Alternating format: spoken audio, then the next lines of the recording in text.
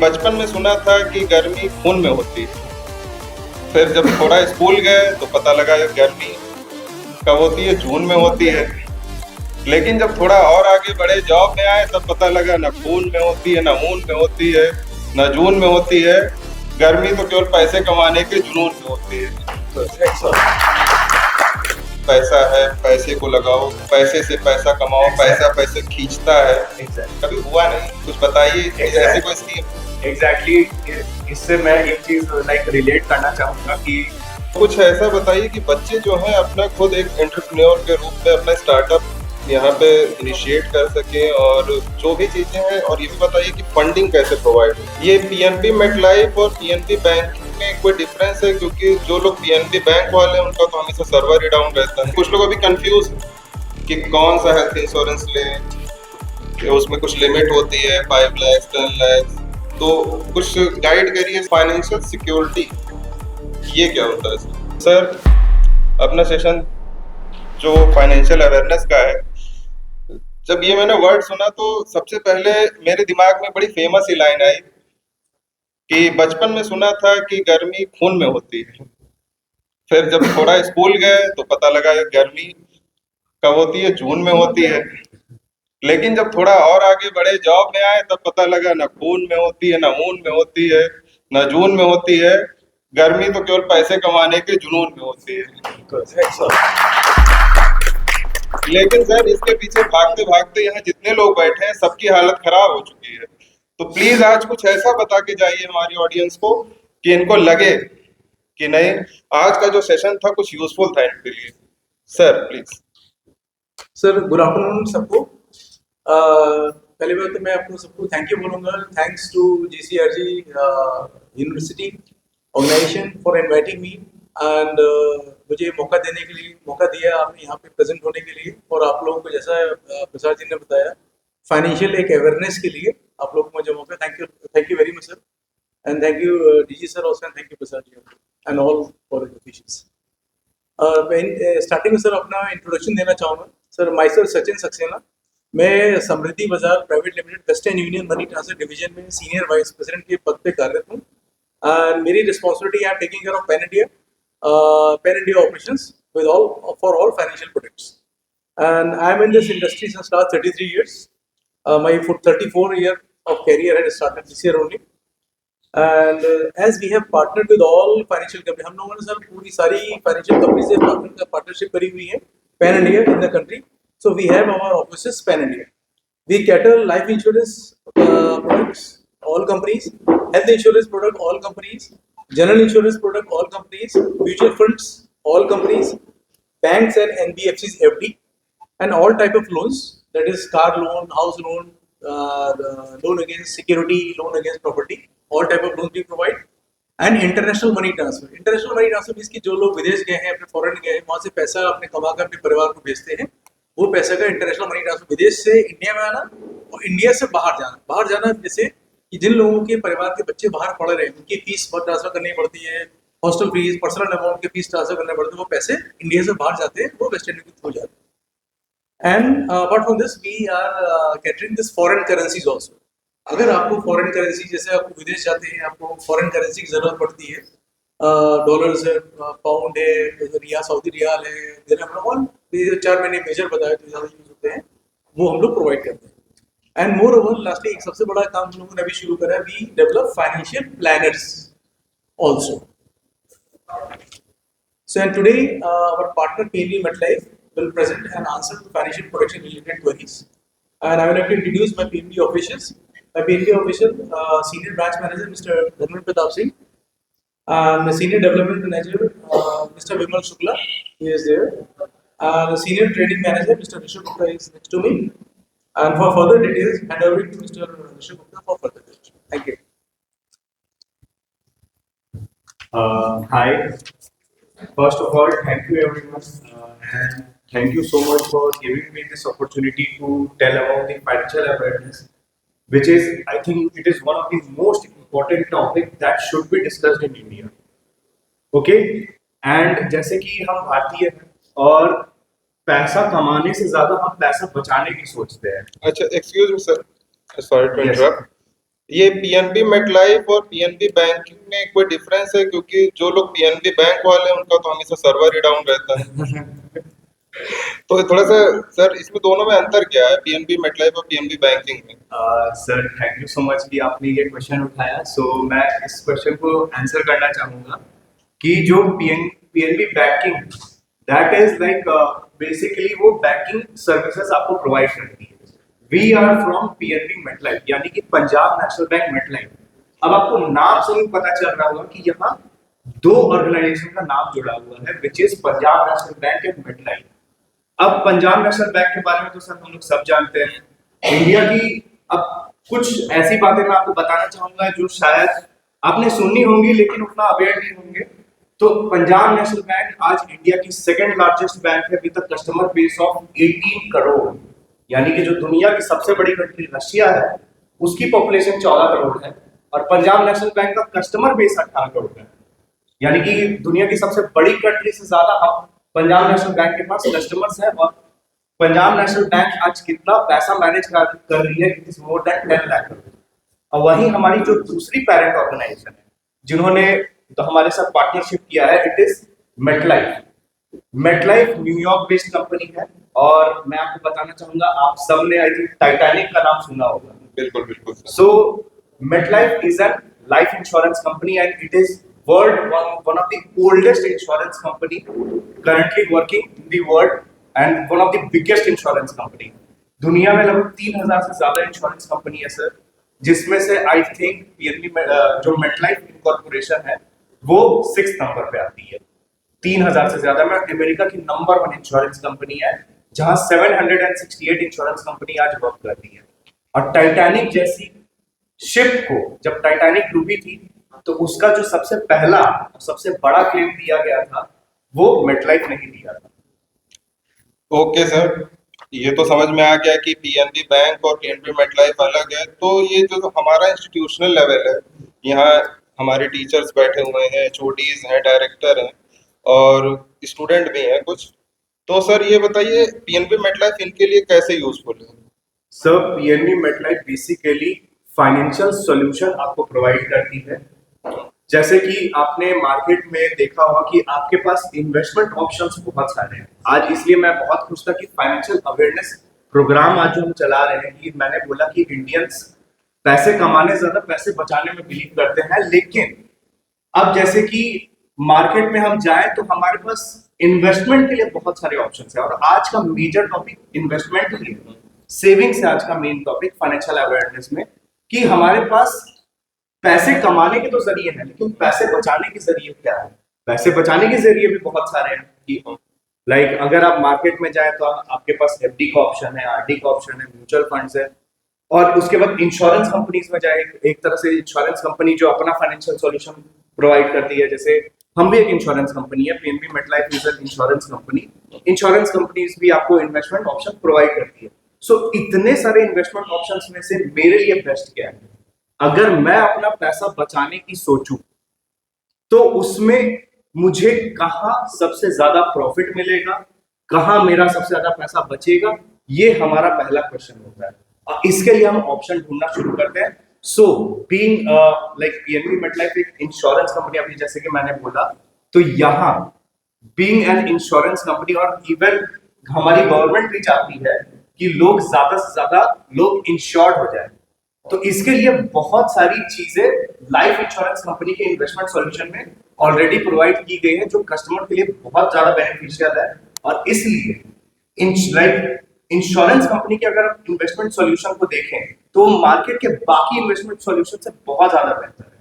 कैसे सर? मैं आपको एक छोटा सा एग्जांपल देता हूं कि जब हम इन्वेस्ट करते हैं कहीं भी पैसा तो वहां हमारा लाइक कुछ ना कुछ सोच के हम करते हैं कि क्या कि सबसे पहली चीज तो जहां मैं पैसे लगा रहा हूं क्या वहां मुझे पैसे की ग्रोथ मिलेगी या नहीं।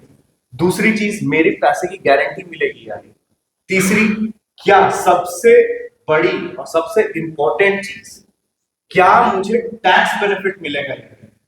आज हम मार्केट में देखें इतने सारे इन्वेस्टमेंट सॉल्यूशन चल रहे थे और आई थिंक धर्मेंद्र जी हम लोग कार में भी ये डिस्कस करने वाले थे।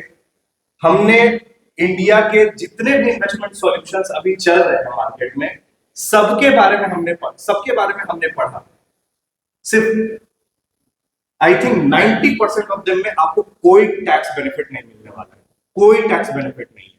यानी कि अगर आप वहां पैसा लगाते हैं, पहली बात तो शायद कुछ कुछ ऐसे इन्वेस्टमेंट ऑप्शन है जो आपको रिटर्न तो, लेकिन एक चीज वो आपसे नहीं बताएंगे कि आपको ना टैक्स डिडक्शन का बेनिफिट मिलने वाला है, ना ही टैक्स एग्जम्पशन का। तो यानी कि जब आप पैसा लगा रहे होंगे, ना ही तब आपको बेनिफिट मिलेगा, ना ही जब आपको पैसा वापस मिलेगा तब आपको कोई टैक्स बेनिफिट मिलेगा। अच्छा सर, मान लीजिए तो आपने बताया टैक्स बेनिफिट, अगर किसी की सैलरी बिटवीन 20 to 40,000 है, ओके, तो वो कहाँ इन्वेस्ट करे? इंश्योरेंस में कि Yes. प्रॉपर्टी में कि गोल्ड में? यस सर, अभी मैं इसी पे आने वाला था कि जैसे कि इन्वेस्टमेंट ऑप्शन, तो जैसे कि हमने बोला प्रॉपर्टी में है, गोल्ड में है, म्यूचुअल फंड्स है, शेयर्स हैं, एफडी है, SIP भी सुनने में एसआईपी है। लेकिन अब हर जगह क्या है सर कि अगर आप इन्वेस्ट करते हैं अपना पैसा, सबसे पहली चीज तो अगर आपको रिटर्न अच्छा आ भी जाता है, but the at the end of the day आपका कुछ हिस्सा ऑटोमेटिकली वो टैक्स में कट जाएगा। बट जैसे कि मैंने बोला, क्योंकि हमारी शुरू से ये गवर्नमेंट का प्लान रहा है, चाहे वो कोई भी गवर्नमेंट हो, कि वो हमेशा से एक प्लान रहा है कि हमारे कंट्री में हर किसी को इंश्योरेंस मिले। तो उसके लिए गवर्नमेंट ने एक सेक्शन लाया कॉन्स्टिट्यूशन में कॉल्ड सेक्शन 1010। ये बेनिफिट अब मैं आपको समझाता हूँ कि ये क्यों लाइफ इंश्योरेंस के इन्वेस्टमेंट सॉल्यूशन में इन्वेस्ट करना मार्केट के बाकी किसी इन्वेस्टमेंट सॉल्यूशन में इन्वेस्ट करने से बेहतर है। Section 1010 life, specially life insurance solution को ये बेनिफिट देता है कि जो भी पैसा आप लगाएंगे उसमें आपको टैक्स डिडक्शन और टैक्स एग्जम्पशन दोनों का बेनिफिट मिलेगा। अब जैसे कि आपने सर बोला मैं रियल एस्टेट में लगाऊं कि गोल्ड में लगाऊं कि प्रॉपर्टी में लगाऊं या म्यूचुअल फंड में लगाऊं, सर सबसे पहली चीज तो आपका पैसा है, आप जहां चाहे वहां लगाइए।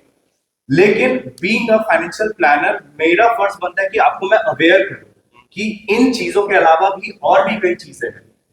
अच्छा सर, एक और क्वेश्चन आया कि बचपन से थोड़े बड़े हुए, मूवीज देखे, थोड़ा दोस्तों में गए, तो एक और सुनने में आता है कि पैसा है, पैसे को लगाओ, पैसे से पैसा कमाओ, पैसा पैसे खींचता है। कभी हुआ नहीं, कुछ बताइए, ऐसी कोई स्कीम है? एग्जैक्टली, इससे मैं एक चीज रिलेट करना चाहूंगा कि जब मेरी नई नई नौकरी लगी थी, तब म्यूचुअल फंड के बारे में बहुत मैंने सुना था।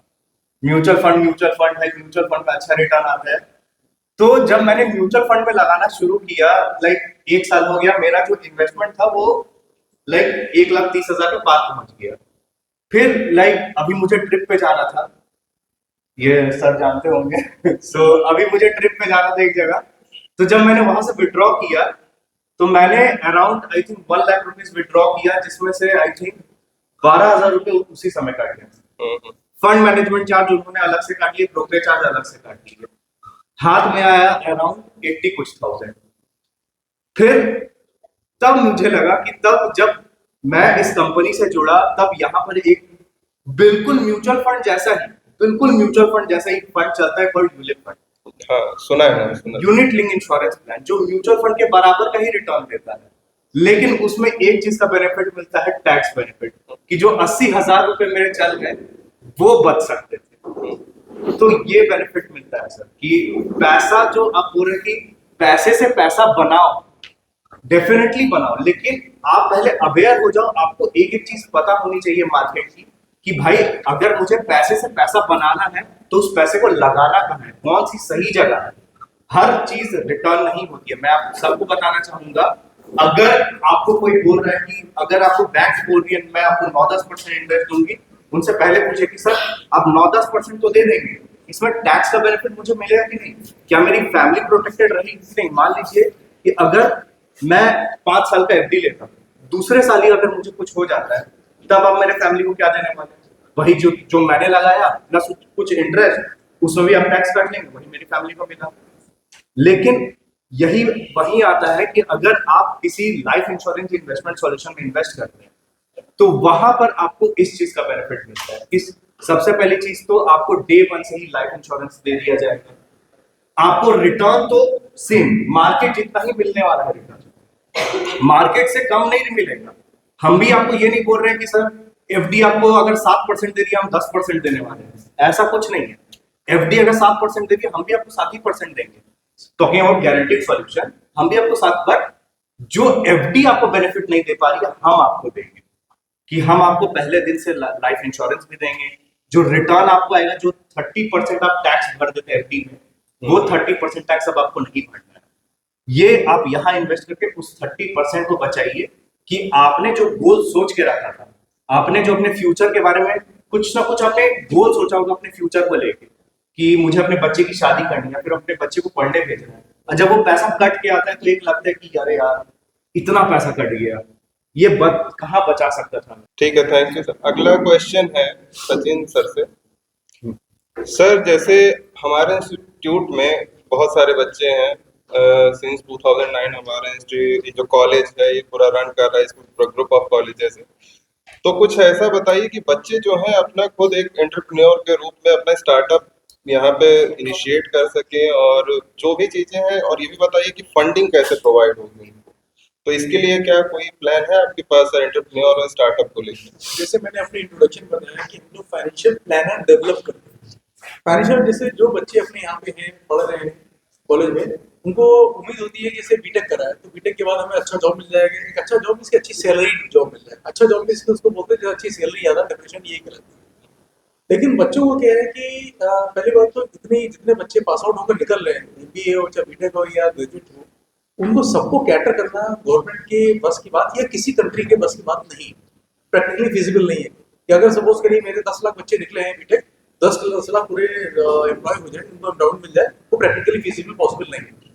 वो क्यों पॉसिबल नहीं कि 10 लाख बच्चा अगर बीटेक निकल रहा है साल में, तो उसमें से हर कैटेगरी का है कुछ एक, उसमें अगर बच्चों की ग्रेडिंग कर दें तो टॉप बच्चे जो होंगे, एक सपोज 5-10% टॉप होगा, उसके नीचे एक जो आते हैं वीडियोकर उसमें जॉब में जाते हैं, और 50% से नीचे होते हैं वो डिजर्व भी शायद ना करते हुए जॉब के लिए, या अपना वो खुद एंटरप्रेन्योर बनना चाहते हैं। तो जैसा आपने एंटरप्रेन्योर की बात बोला, तो एंटरप्रेन्योर में क्या है कि वो लोग हमको जैसे फाइनेंशियल हम लोग एंटरप्रेन्योर डेवलप करते हैं, उस डेवलप करने के तहत हम लोग उनको जो है पूरा फाइनेंशियल प्रोडक्ट्स का पूरा किट देते हैं। तो ये हम लोग ट्रेनिंग भी देते हैं बच्चों को, ताकि वो अपने पैरों पर खुद खड़ा हो सके। और जिन लोगों को, जैसे वैसे मैंने बोला कि जिन लोगों को जॉब करना, बहुत सारे लोगों को जॉब मिलता है लेकिन जॉब करना नहीं चाहते, उनको लगता है 50,000 मेरे लिए कुछ नहीं है, मैं 50,000 नहीं, मुझे 1 लाख का महीना मिलना चाहिए। वो उनके कैपेसिटी के कैपेबिलिटी के अगेंस्ट होता है कि जैसे 50,000 रुपये सैलरी मतलब ये जैसे आपने कहा किट, तो ये किट में जैसे क्या प्रोवाइड करते हैं? हाँ, किट में ऐसे देते हैं आपको। पहले तो हम एक आपको लाइसेंस देंगे। लाइसेंस के लिए क्या होता है, आपको एक छोटा सा एग्जाम देना होता है, ILDA का एग्जाम जिसको बोलते हैं, और एक हेल्थ इंश्योरेंस एग्जाम होता है, उसको एग्जाम देकर आपको दिलाते हैं वो। और उसको अगर होता है आपको फीस में भी होता है कि हेल्प इन दैट, लेकिन 850 रुपये की फीस बहुत ज़्यादा फीस ऐसी नहीं है, इसमें दिक्कत है। तो आपको हम उसका लाइसेंस दिलवाते हैं। आपको ये लाइसेंस लेने के लिए आपको एग्जाम होता है, एग्जाम का पूरा प्रिपरेशन करवाते हैं। आपको बस एक लाइसेंस मिल गया, उसके बाद आप सारी इंश्योरेंस कंपनी का, ये हेल्थ इंश्योरेंस कंपनी का, ये सारे इंश्योरेंस प्रोडक्ट का, मोटर इंश्योरेंस हो गया, लाइफ इंश्योरेंस हो गया, हेल्थ इंश्योरेंस हो गया, ये आप उसको सेल कर सकते हैं। सही बात, आपने फाइनेंशियल फंडिंग की बात करी। फंडिंग में क्या है इसमें, ऐसे पहली बात तो फाइनेंशियल प्रोडक्ट्स में जो फाइनेंशियल प्लानर जो डेवलप करने वाली बात बोली मैंने, फाइनेंशियल प्लानर के लिए कोई इन्वेस्टमेंट का बहुत ज्यादा रूल नहीं है। एक उनका एक शॉप होनी चाहिए, शॉप में उनका जो बिजनेस करने के लिए एक उनका लैपटॉप होना चाहिए, एक प्रिंटर होना चाहिए, एंड एक बायोमेट्रिक मशीन होनी चाहिए। Thus, these things are required. Sir, area wise कितना होना चाहिए? कम से कम 150 स्क्वायर फीट से 250 स्क्वायर फीट के लिए आइडियली 150 स्क्वायर फीट एक छोटी शॉप, और उसको हम लोग उसको भी जो शॉप की डिजाइनिंग होती है, उस डिजाइनिंग को भी हम डिजाइन करके देते हैं। आपको इस तरीके से बनाइए, जैसे हमारे यूपी में करीब अराउंड 63 ब्रांचेस हैं, तो 63 ब्रांचेस का जो एक पूरा जो मैप है वो डिजाइन करा हुआ है, वही डिजाइन हमको दे देंगे। तो उसमें जैसे एंट्रेंस से कैसा होना चाहिए, एंट्रेंस के बगल में ही कैश काउंटर होना चाहिए, तो कस्टमर अंदर जाना ना पाए यार। कस्टमर अंदर ज़्यादा जाते हैं तो एक रिस्क इन्वॉल्व होता है, because you are having cash with you. So आपका कैश काउंटर बगल में ही है, और अंदर वहीं पे आपने कैश। सर, ये आप वो तो नहीं बता रहे सर, रूरल एरियाज में होता है आदमी आधार और थंब इम्प्रेशन से कैश विड्रॉल करता है? वो एक्स्ट्रा फैसिलिटी। अच्छा। हम आपको, बिकॉज अभी एक पॉइंट में इसमें मैंने आपको नहीं बताया, we provide banking licence also. We are the corporate partners of Fino payment bank. तो फिनो पेमेंट बैंक की पूरी ब्रांच, उसमें करीब 1.5 लाख का एक्सपेंस आता है। वो कंपनी पूरी ब्रांच पूरी बना के देती है आपको। उसमें पासबुक प्रिंटिंग मशीन हो गया, लैपटॉप हो गया, प्रिंटर हो गया, एंड बायोमेट्रिक मशीन हो गई, ये पूरे सेट पूरा बना के देती है, पूरी इंटरनल पूरी ब्रांडिंग करके देती है। तो पूरा सेटअप करके देगी, फर्नीचर आपका होगा, प्रेमाइसेस आपके होंगे। ठीक है, थैंक यू सर। अगला क्वेश्चन धर्मेंद्र जी से। धर्मेंद्र सर, हमें बताइए कि एक उसमें टॉपिक था पेंशन। तो पेंशन में क्या हुआ, आदमी तो बुजुर्ग हो गया, तो उस पेंशन में इन्वेस्ट करना सही है, क्योंकि गवर्नमेंट वाला तो पेंशन अब सिस्टम रहा नहीं, तो पहले से हमको पेंशन प्लान लेने पड़ते हैं। तो जब आप 60 की एज में होते हैं तो पेंशन प्लान लेना सही है कि हम कोई अच्छा हेल्थ इंश्योरेंस लें, ये गाइड करिए सर। देखिए सर, क्या है, पेंशन प्लान एक ऐसी नीड है जो कि हर एम्प्लॉयमेंट, चाहे बिजनेस क्लास का हो, चाहे वो एम्प्लॉयमेंट में हो, चाहे नौकरी कर रहा हो, पेंशन एक ऐसी नीड है जो हर आदमी की रिक्वायरमेंट है और हर आदमी को उसे एडवांस में लेके रखना पड़ता है। फॉर एग्जाम्पल के लिए अभी अगर कोई इन्वेस्टमेंट करते हैं, जैसे हम लेते हैं कि आपका रिटायरमेंट पे एक फंड मिला जिसमें आपको 50 लाख या 1 करोड़ रुपए मिला, आपने उसे एफडी में लगा दिया या एमआईएस में लगा दिया, तो एफडी एमआईएस आपको रिटर्न तो देगी, लेकिन उसमें गारंटी नहीं है कि कितने साल तक वो आपको फिक्स रिटर्न देगी। क्योंकि आप भी देख रहे होंगे कि पिछले 5-10 साल से पीछे अगर चले जाएं तो रेट ऑफ रिटर्न ज्यादा थे, अब रेट ऑफ रिटर्न धीरे धीरे कम हो रहे हैं, क्योंकि जिस हिसाब से कंट्री डेवलप करती है रेट ऑफ इंटरेस्ट धीरे धीरे कम होते चले जाते हैं। पेंशन प्लान में आपको सबसे अच्छा बेनिफिट ये मिलता है कि एक बार जो रेट ऑफ इंटरेस्ट फिक्स हो गया, आज की डेट में अगर 7% या 8% जो रेट ऑफ इंटरेस्ट है, वो जब एक बार आपके पॉलिसी बॉन्ड में या आपके डॉक्यूमेंट में लिख गया, तो आप जब तक अलाइव हैं आपको एक पैसा उससे कम नहीं होना, क्योंकि अमूमन हमेशा खर्चे आदमी के बढ़ते हैं, खर्चे बढ़ते जाते हैं। इनकम जब रिटायरमेंट के बाद एक इनकम फिक्स हो जाती है, क्योंकि आपके रिटायरमेंट फंड होता है, आप उसी को यूटिलाइज कर पाते हैं। एफडी में क्या है कि आपका एक 5 साल 10 साल बाद आपका रेट ऑफ इंटरेस्ट कम हो गया, मान लीजिए आपका अभी 8% मिल रहा है, उस समय 6% मिल रहा है, उस समय आपके खर्चे तो बढ़े हुए होंगे, आपको अगर रेट ऑफ इंटरेस्ट बढ़ा हुआ नहीं मिलेगा तो फिर सरवाइव करना कठिन होता है। तो इसलिए पेंशन प्लान हमेशा बेटर रहता है आपके अदर इन्वेस्टमेंट से। पहला पॉइंट ये। दूसरा पॉइंट ये कि पेंशन प्लान में लिक्विडिटी नहीं होती है। तो अमूमन क्या होता है, जब आपके पास रिटायरमेंट के बाद एक अच्छा फंड होता है तो घर वाले भी चाहते हैं ये फंड कहीं ना कहीं इन्वेस्टमेंट हो जाए, फिर धीरे धीरे वो 5-10 साल में आपका फंड खत्म हो जाता है। एफडी में लिक्विडिटी हुई, आपको जरूरत लगी, आपने विड्रॉल कर लिया, तो एक समय के बाद ऐसा लगता है कि आपके पास कुछ पैसा बचा ही नहीं। तो लिक्विडिटी ना होने की वजह से आप पूरा फंड अवेलेबल रहता है, और जब आपको सही पैसे की रिक्वायरमेंट है आपके इलाज के लिए या आपके अदर खर्चों के लिए, उस समय आपके पेंशन फंड आपको बहुत अच्छा सपोर्ट करता है। Okay sir. सर अभी जैसे हम लोग की जो एज चल रही है, अदर इंस्टीट्यूट्स में भी, हमारे इंस्टीट्यूट्स में भी कुछ लोगों ने हेल्थ इंश्योरेंस को प्रायोरिटी दी है, कुछ लोग का हेल्थ इंश्योरेंस है, तो लेकिन कुछ लोग अभी कंफ्यूज हैं कि कौन सा हेल्थ इंश्योरेंस लें, कि उसमें कुछ लिमिट होती है 5 लाख 10 लाख, तो कुछ गाइड करिए सर कि जो कंफ्यूजन है हेल्थ इंश्योरेंस को लेके, कि how to select a appropriate health insurance for us और फॉर आवर फैमिली। चूंकि सर टॉपिक जो हेल्थ इंश्योरेंस का है बहुत अच्छा है टॉपिक है, और चूंकि हमारे साथ सचिन सर बैठे हुए हैं, जो कि इनके पास इसका एक बेहतरीन नॉलेज है, तो अच्छा सा गाइड करेंगे सर। सर पहले तो आपको बता दूं, इंडिया में 29 हेल्थ इंश्योरेंस कंपनी है, और जिसमें 4 गवर्नमेंट है, United India, national, oriental and national United, oriental and one more company, 4 government company है, एंड बाकी 25 कंपनी है private company. And among all 29 companies India में जो है टॉप 5 में अगर देखें तो स्टार है, आईसीआईसीआई एंड एचडीएफसी, और टॉप 3 में आते हैं। उसके बाद फिर मैक्स आता है, फिर देयर आर वेरियस कंपनीज। लेकिन जहाँ तक आपने बोला कि अमाउंट में कितना इंश्योरेंस और चूज करना चाहिए, तो टॉप कंपनीज मैंने टॉप 3 में बता दिए, और अगर कोई कस्टमर चाहता है किसी में जाना है, लेकिन तो आप प्रेफर करेंगे उसको क्लेम में दिक्कत ना है, ताकि अच्छी कंपनी क्लेम में प्रॉब्लम, अगर आपने क्लेम आया आपको 2 लाख रुपए क्लेम में, कंपनी ने आपको 1 लाख दिया, 1.5 लाख दिया, 50 लाख दिए, तो ऐसा नहीं होना चाहिए। और ऐसा जो होता है नॉर्मली इंश्योरेंस कंपनी नहीं करती है, वो कभी क्या होता है कि जब हम अपना पॉलिसी परचेज कर रहे होते हैं तो कस्टमर अपनी जो होता है ना कुछ जैसे, क्योंकि ये इंडस्ट्री है, थोड़ा सा पहले एक पॉइंट पहले बताना चाहूंगा, ये जो हेल्थ इंश्योरेंस इंडस्ट्री है, ये जहाँ तक देखा जाए तो ये एजेंट ओरिएंटेड है। ओके। इसमें क्या होता है, मिस सेलिंग के चांसेस ज्यादा। वैसे when you deal with the corporate, वैसे हमें 29 देवेंगे, हमें तो कोई फर्क नहीं पड़ता किसी कंपनी से लीजिए, don't have any vested interest. तो हम आपको ऑनलाइन भी सर कई सारे पोर्टल्स है, पॉलिसी बाजार, हाँ, इंश्योरेंस। मेरे सर्टेन एक लिमिटेशन, मैं नाम नहीं ले सकता, बट जो ऑनलाइन पोर्टल्स है उसमें क्या है, उनको केवल बिजनेस करना है, उनको इंश्योरेंस पॉलिसी बेचना है। अब इंश्योरेंस पॉलिसी बेचने में एक बड़ा क्राइटेरिया आता है। सपोज करिए कि आपके पहले से कोई बीमारी है जिसको बोलते हैं pre existing disease. Yes yes. अगर आपको डायबिटीज है, ब्लड प्रेशर है, किडनी में कोई प्रॉब्लम है, अस्थमा है, कोई सिस्ट है, कोई वेरियस प्रॉब्लम में किसी को है, अब वो क्या है कि वो आपसे क्वेश्चन पूछेंगे। ऑनलाइन में जब आप कराएंगे तो वो कोई आपसे पूछेगा नहीं, क्योंकि जैसे ही पूछेगा उसका प्रीमियम बढ़ जाएगा। कस्टमर भी चाहता है कम से कम पैसा देना पड़ेगा, तो वो क्या करता है कि करना, वो पूछता है ना, ये आंसर देते हैं, कस्टमर बड़ा इजीली कम पैसे पॉलिसी भेजा जाता है।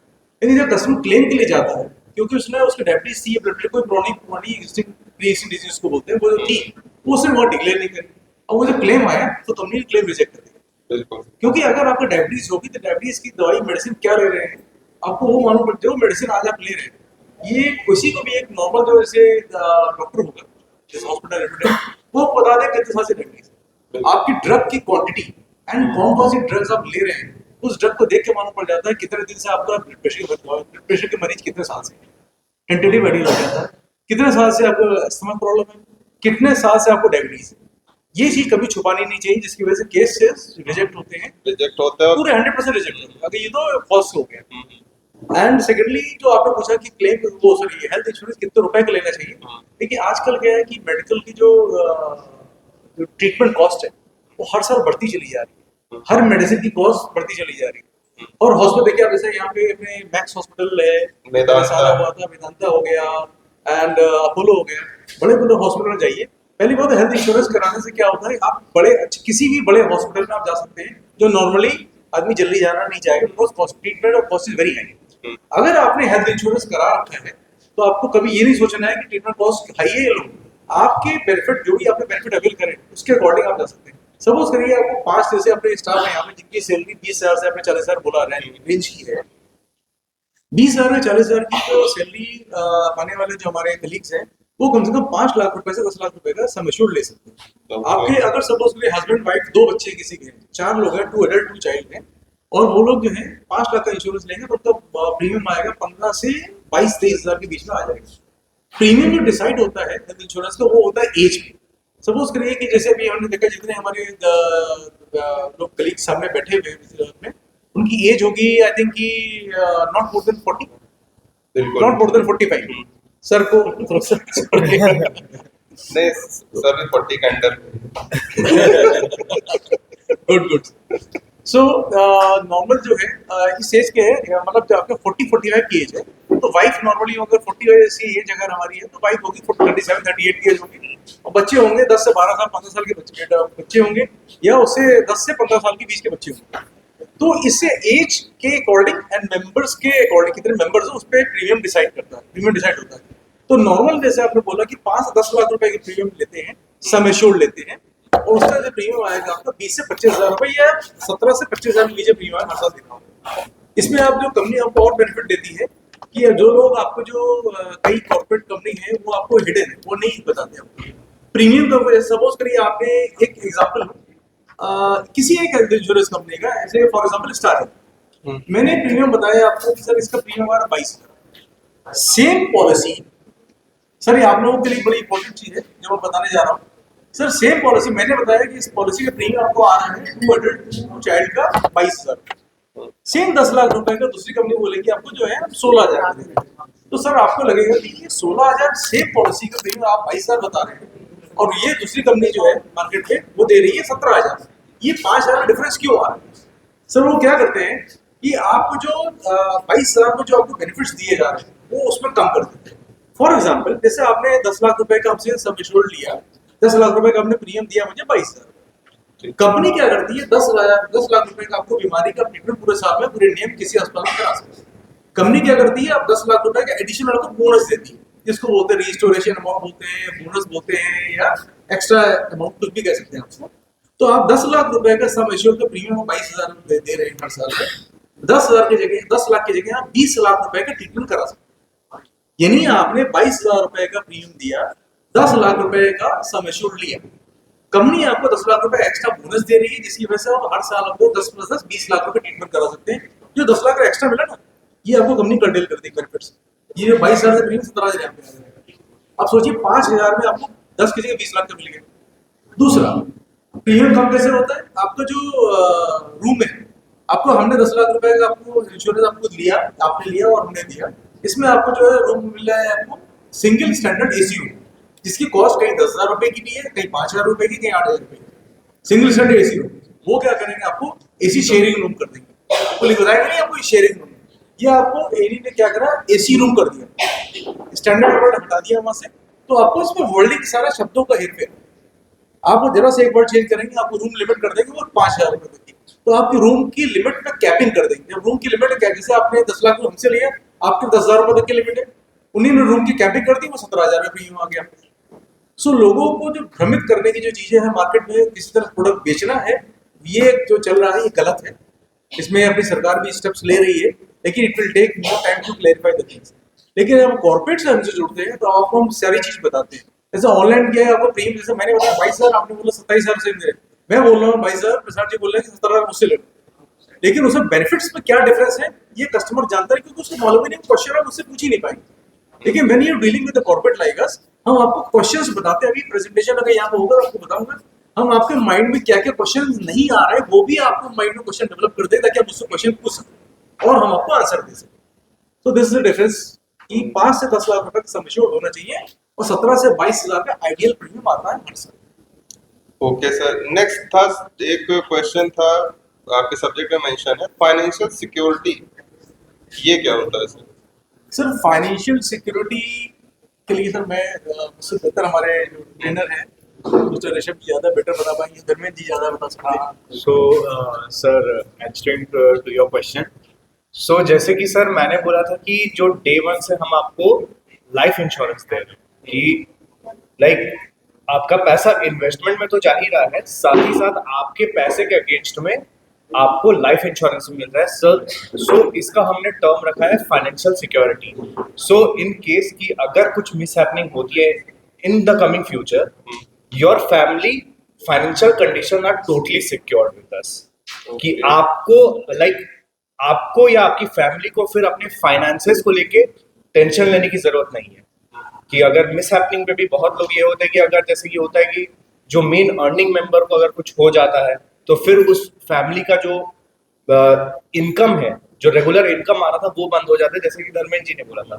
सो in terms of financial security हम वो सिक्योरिटी भी दे रहे हैं मतलब आपके इन्वेस्टमेंट के साथ। अगर इसको मैं समझूं तो ये इन्वेस्टमेंट भी है प्लस आप सिक्योर्ड भी है। एग्जैक्टली इसमें सर एक चीज हम और ऐड करेंगे, जैसे हर व्यक्ति की एक इनकम होती है ईयरली। फॉर एग्जाम्पल के लिए अगर कोई 50,000 रुपए मंथली अर्न कर रहा है तो साल भर में उसकी इनकम हुई 6 लाख रुपए। अब अगर उसकी एज आज की डेट में 40 साल है तो हर आदमी का रिटायरमेंट 60 की एज पे होता है। बिल्कुल। तो आने वाले 20 साल अगर वो फैमिली को अर्न करके देगा तो टोटल 1 करोड़ 20 लाख रुपए देगा। अगर वो 60,000 रुपए 6 लाख रुपए पर ईयर कमा रहा है तो 20 साल में 1 करोड़ 20 लाख रुपए उसकी अपनी वैल्यू हो गई आज की डेट में, जिसको बोलते हैं कि हर आदमी की एक अपनी वर्थ होती है। तो आज की डेट में अगर कोई 6 लाख रुपए कमा रहा है तो जब तक वो रिटायर होगा तो आज की डेट में उसकी वैल्यू 1 करोड़ 20 लाख की है। तो फैमिली के लिए उसकी वैल्यू 1 करोड़ 20 लाख की हुई आज की डेट में, लेकिन उस वैल्यू को समझते बहुत कम लोग। अगर इनकेस उसके साथ कोई मिसहैपनिंग हो जाए तो उसके परिवार को 1 करोड़ 20 लाख का इमीडिएट लॉस होता है। इस चीज को प्रोटेक्ट करने के लिए सारी कंपनियां आजकल टर्म प्लान चलाती हैं, जो कि हर आदमी की एक बेसिक नीड है।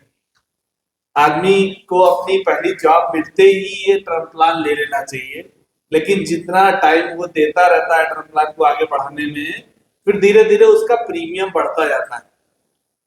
इन केस अगर कोई मिसहैपनिंग उसके साथ हुई, अगर उसने 1 करोड़ 20 लाख का आज की डेट में टर्म प्लान ले रखा है तो वो 1,20,00,000 रुपए खाते में जमा हो जाएगा किसी भी सेविंग बैंक में या एफडी में। उसको 5 से 6 लाख रुपए साल का ब्याज मिलता रहेगा। तो फैमिली को इमीडिएट फाइनेंशियल रूप से लॉस नहीं होगा, इसी को फाइनेंशियल प्रोटेक्शन बोलते हैं। जी। तो सर एक अपने फैमिली को प्रोटेक्ट करने के लिए कोई एक ऐसा प्लान बताइए कि जिससे जो हम लोग नॉर्मल एक रेंज जिसकी सैलरी है तो उसके अकॉर्डिंग एक अच्छा प्लान क्या हो सकता है? देखिए सर, जो टर्म प्लान होता है वो डिपेंड करता है उस व्यक्ति की एज पे, उसकी इनकम पे, और कितने साल के लिए उसे वो प्लान चाहिए। अब उसमें क्या होता है, हर आदमी की एज अलग अलग रहती है, किसी की 35 साल है, किसी की 45 साल, किसी की 50 साल। तो हम लोग जब आमने सामने बैठते हैं कस्टमर के, तब उसको एक बेटर तरीके से बता पाते हैं कि ये चीज हम आपको प्रोवाइड करेंगे। तो इसके लिए एक सेपरेट सेशन जिसकी नीड रहती है, सचिन सर का नंबर यहाँ हम लोग फ्लैश करेंगे अभी लास्ट में, तो वो हम सचिन सर से अपॉइंटमेंट लेके या सचिन सर उससे अपॉइंटमेंट लेके एक इंडिविजुअल 1-to-1 डिस्कशन होगा, तो और बेटर तरीके से प्लानिंग हम उनकी कर रहे हैं। ठीक है, thank you sir. Thank you so much. I hope कि आप लोग को ये जो सेशन है थोड़ा बहुत यूजफुल तो लगा ही होगा। बाकी अब हम आपको चांस देते हैं कि हमारे जो गेस्ट बैठे हैं हम उनसे रिक्वेस्ट करते हैं कि भाई जाहिर सी बात है अब यहाँ जितने भी ऑडियंस में लोग बैठे हैं एक एक करके उनसे क्वेश्चन पूछें जो भी उनके मन में हो। तो सबसे पहले हम लोग वीडी सर से स्टार्ट करते हैं।